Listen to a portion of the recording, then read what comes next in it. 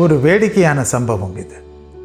ஒரு செல்வந்தர் தன்னுடைய வீட்டை விற்கலான்னு முடிவு பண்ணார். அதுக்கு அட்வர்டைஸ்மெண்ட்லாம் கொடுத்தாரு. அநேகர் அந்த வீட்டை வாங்க முன் வந்தாங்க. அதில் ஒரு பர்டிகுலர் மனுஷனுக்கு அந்த வீடு ரொம்ப பிடிச்சிடுச்சு. எப்படியாவது அந்த வீட்டை வாங்கணும்னு முடிவு செஞ்சான். அந்த செல்வந்தர்கிட்ட ரொம்ப பார்கெயின் பண்ணான்.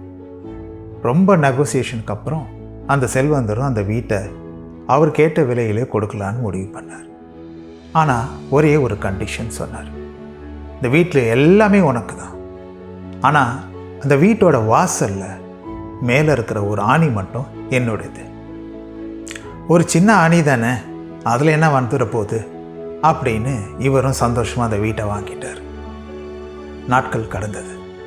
ஒரு நாள் அந்த பழைய ஓனர் வீட்டுக்கு வந்து ஒரு பேக்கை அந்த ஆணியில் மாட்டினார். இவரும் எதுவும் கேட்டுக்கல, ஏன்னா கண்டிஷன் அப்படி சொல்லுதில்ல, அதனால விட்டுட்டார்.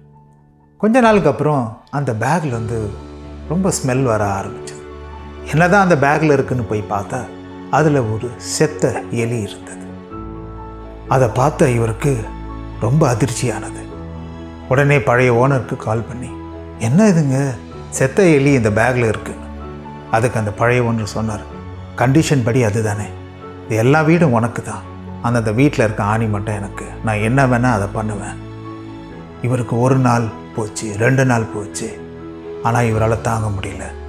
அந்த ஸ்மெல் அந்த வீட்டை முழுசாக நிரம்பிடுச்சு. கடைசியில் அவர் வீட்டை விட்டு வெளியே போக வேண்டிய நிலைமைக்கு வந்தது. ஆம் பிரியமானவர்கள், ஒரு சின்ன ஆணி தானே, ஆனால் எவ்வளோ பெரிய பாதிப்பு.